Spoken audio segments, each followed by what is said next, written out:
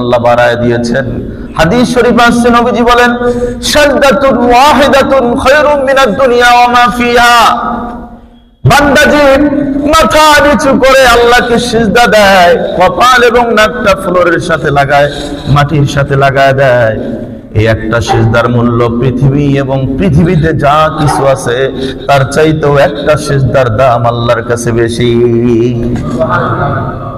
বলেন তো এক রাকাতে কয়টা সিজদা দেই? দুইটা দেন না? তো প্রত্যেক রাকাতে দুইটা সিজদা দেই আমরা। একটা সিজদার এত মূল্য, কারণ সিজদাটা দেওয়া হয় কাকে সন্তুষ্ট করার জন্য?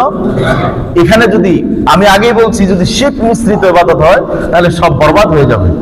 মনে রাখতে হবে ইবাদতটা একেবারে কমপ্লিটলি অনলি ফর আল্লাহ হতে হবে। এটাকে বলা হয় ইখলাস।